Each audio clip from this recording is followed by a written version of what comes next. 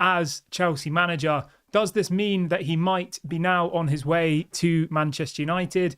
Apparently, INEOS have had conversations with him. Benjamin Sesko, Michael Olise, are these going to be our first two signings of the summer? These are some of the stories we will be discussing on this morning's live show. But before we get into that, please smash a like on today's video. Let's try and see 200 likes on today's show. And make sure you subscribe to the channel as well. We'll be live throughout the whole of the transfer window.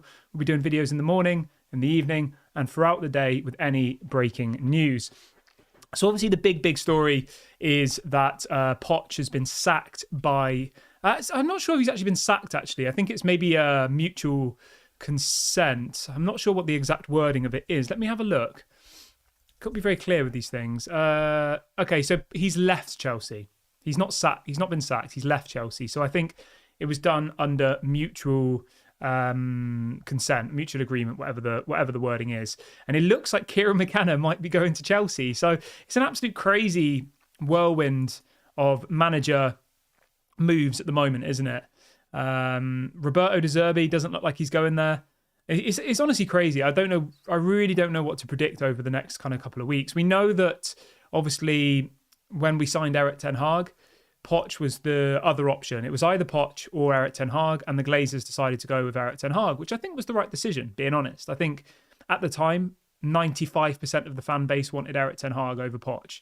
There was a very small few people who thought Poch was a better manager than Erik ten Hag, and we went with Erik ten Hag, didn't we? But the thing we've got to remember now is that obviously INEOS are running the football side of the club, and David Ornstein from The Athletic, very reliable journalist, was speaking about this yesterday, and he says Poch met with INEOS about the Nice job in the past. He says, I'm sure that now he's available, he will be in the thinking of clubs like Man United. Clearly, this is one to watch. So, yeah, David Ornstein, one of the most reliable journalists in world football, obviously reports for The Athletic, reporting that Poch has already met with INEOS in the past about taking over at Nice. This was, I think, before he went to Chelsea. So they clearly admire him. They clearly like him. He's clearly an option. Now, do I think he's a better manager than Erik ten Hag? No, I don't personally. He's gone to Chelsea. He's not done very well.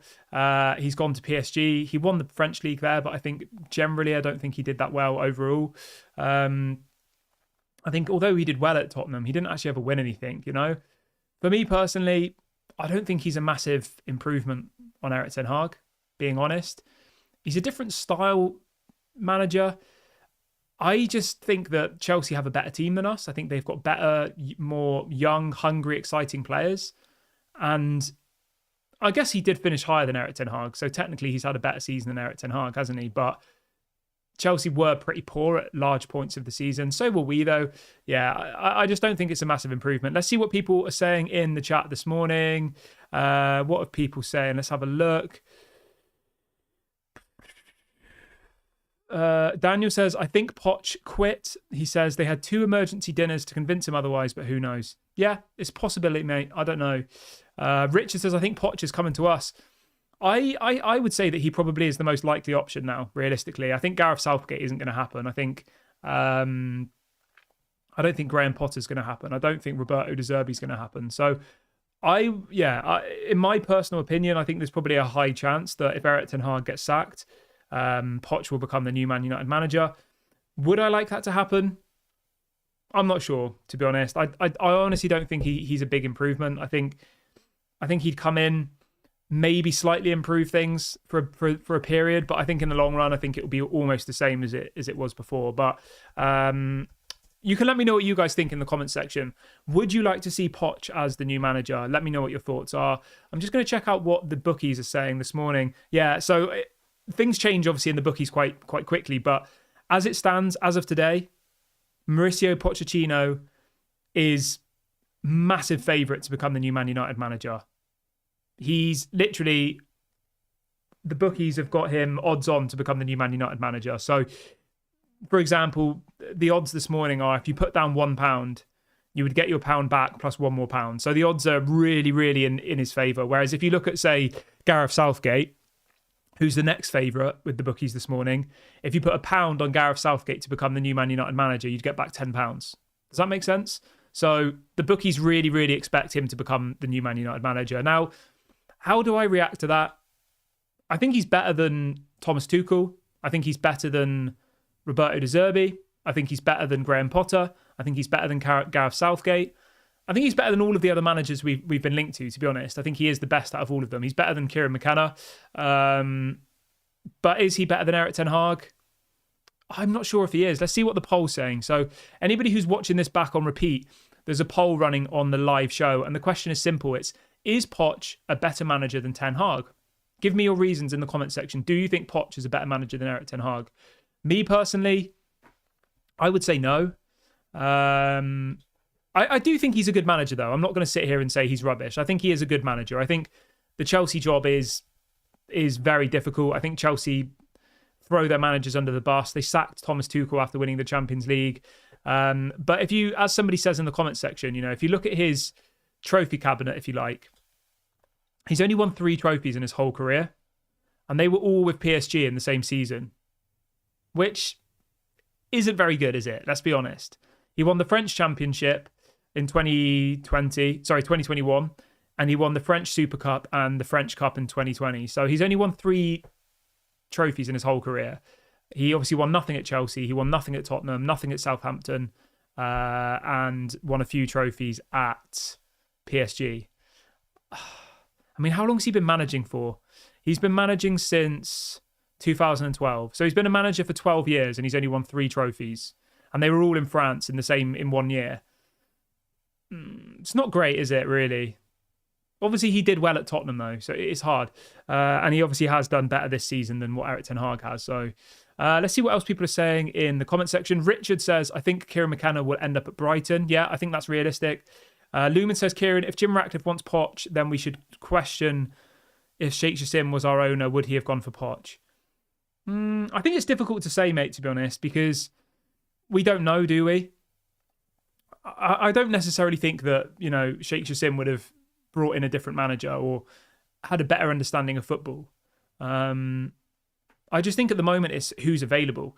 Daniel says, I hope Poch doesn't come to Man United. I hate the Premier League. I hate the Premier League just swaps managers. What happened to managers having integrity of the clubs they have managed and not going to rivals? How times have changed. Fair enough.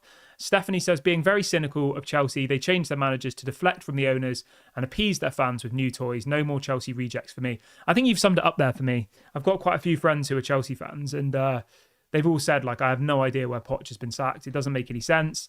It feels like it's a Thomas Tuchel situation again. It's a bad mistake. They'll regret it, etc., etc., etc. Yeah, let me know what you guys think of that one.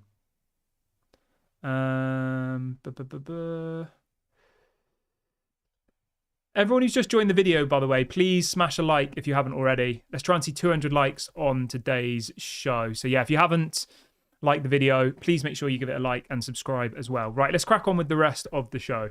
Yeah, so Mauricio Pochettino, we've talked about that. I'll keep you updated. But as I said, the bookies have him as odds-on favourite to become the new Man United manager.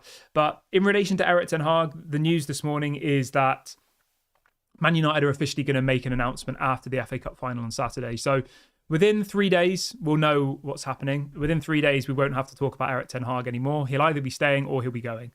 So that's good. I think that will give us all a little bit of a peace of mind, won't it? And let us move forward in a more positive and yeah. So I'm excited about that. I know it's a little bit strange to be excited about something like that, but I think it will make everything a lot more clearer just to exactly know what's going on.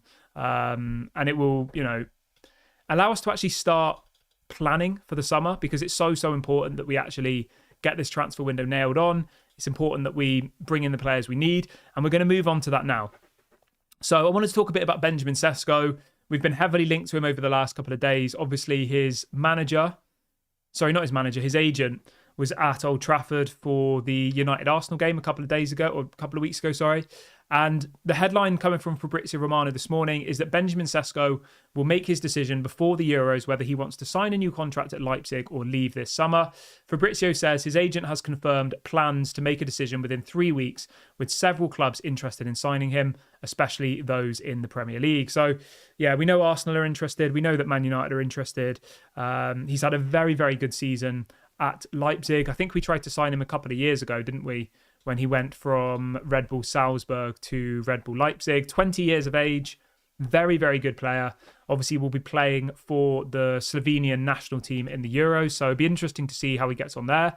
This season, he's got 18 goals, 2 assists in 40 games, which is pretty good, I think. I'm pretty impressed with that at the age of 20. But yeah, there is a lot of interest in him. Obviously, as I said, Arsenal, Chelsea, and Man United are all battling out for his signature. He does have a release clause, which is available this summer, so that means we can get him for slightly cheaper. His release clause is around 60 million euros. So what's that, about 50 million pounds? I think that's a fair price, to be honest. 50 million pound. If you think we paid 70 million for Rasmus Højlund, and Benjamin Sesko has achieved more in his career so far than what Rasmus Højlund has. I'm not slagging Rasmus Højlund off, by the way. I'm just stating a fact. You know, Benjamin Sesko is further along in his development than where Rasmus Højlund was when we signed him last summer for 70 million. So yeah, I definitely think he'd be a really, really good signing. Somebody I'd like to see at the club. Let me know what you guys think in the comment section. Would you like to see Benjamin Sesko at Man United? Let me know what your thoughts are. Lumen says, Kieran, who do you think deserves sacking, Erik ten Hag or Poch? I don't think either of them deserve sacking, to be honest. I think Poch has done all right, considering how badly they started the season. I think he has pulled it back together a bit, and they are playing some quite nice football. But, yeah. Daniel says, I have an unpopular opinion, but I prefer Tony over Sesko. I think Sesko could be another Rasmus.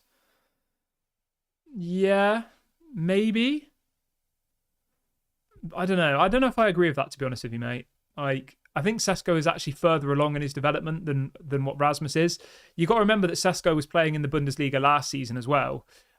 He got 17 goals last season in the Bundesliga, which is obviously Rasmus Højlund, I think, got 7 goals last season. He's been around a little bit longer, hasn't he, Sesko?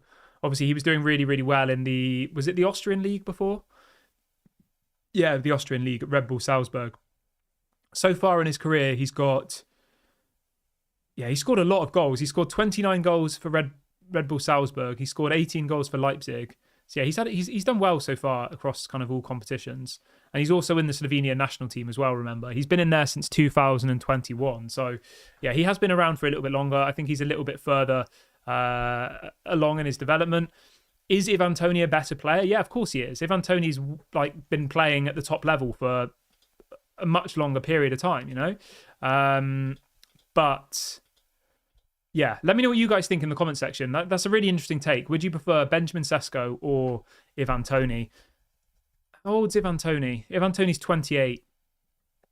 Yeah, he's probably got another 3 or 4 years at the very, very top level, doesn't he? Ivan Toney. Whereas obviously Benjamin Sesko's 20. He could play for another 10 plus years at the top level. So it's whether Man United think it's a better investment to put the money into a younger player who they're going to be able to have for 10 years, or maybe putting them into a Benjamin Sesko. Let's have a look. Daniel says, Sesko isn't Premier League proven. That's our biggest issue. Great potential elsewhere, comes to the Premier League and flop. Yeah, it's fair enough. It's a fair point. Top Dog says, I'd rather have Sesko because he is younger.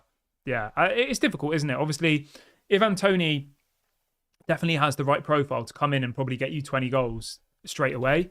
Whereas there's a risk that a Sesko comes in and might take a couple of seasons to really settle into the league. But then, I mean, arguably, Ivan Toney has played 17 times this season in the Premier League, right?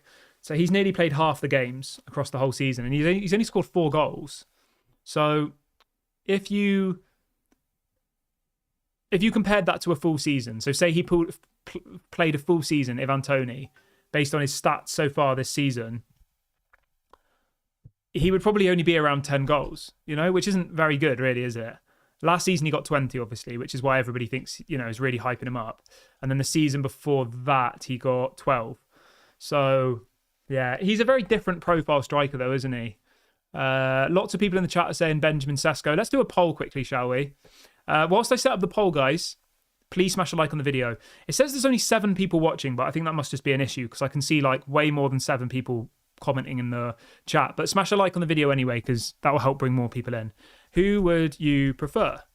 Let's do Sesko and Tony. So it's an easy one. Let's just say, for argument's sake, that both of the players are going to be the same price, just to make it simple, because I think they will be around 50, 60 million each. So, yeah, let me know. Who would you prefer, Sesko or Ivan Toney? Obviously, if you're watching this back on repeat, you can let me know in the comment section. I'm going with Sesko. I think, as I said, he's got a much longer shelf life. I think he has massive potential. I think he'll be a much better investment in the long run. And I like the idea of having 2 young strikers. It's having Sesko and Højlund. And then maybe you go and try and sign an older striker for cheap. So maybe like a Guirassy. He's available for, I think, £15 million release clause. Go and get somebody like that as your kind of backup. You then have 3 strikers. Martial's gone. I think that's kind of what you need, really, for a club of Man United's level. 3 strikers. Højlund, when he came off the bench the other day, was kind of playing in a wide position, and I think he did quite well there. So maybe there is a world where, Højlund could occasionally play further out wide, and you could have Sesko and Højlund. I don't know. It could work. They're still young. They're still mouldable. It's not like they're the finished article, either of them. So if we did want to try, say, Højlund a little bit further out, or maybe you have 2 strikers. I don't know. There's lots of different options we could do. Daniel says, my thoughts are that Rasmus should learn from Tony and we need experience over potential. That's fair enough. Yeah, fair enough. And Richard says, yeah, we should sign Guirassy for stability. Yeah, I think that would be a sensible deal to get Guirassy done. He's not the most exciting name, but I think he would be, a good backup option. Let's talk about Olise really, really quickly then. So as it stands at the moment, there are 3 or 4 clubs circling for Olise's signature. You've got Man United, Man City, Arsenal and Chelsea. It's going to be really difficult to sign him. I hope we do. I hope we bring him in. I think he'd be a quality addition. But I am a little bit worried because obviously Arsenal can offer him Champions League. Man City can offer him Champions League. Chelsea will probably give him stupid wages and can offer him Europa League. So I don't know. We'll wait and see what happens with Olise, but I would like to see him come to Man United if we could. Somebody in the comments is saying Dortmund are apparently interested in signing Guirassy. Yeah, there's going to be a lot of clubs after Guirassy. He's a quality player.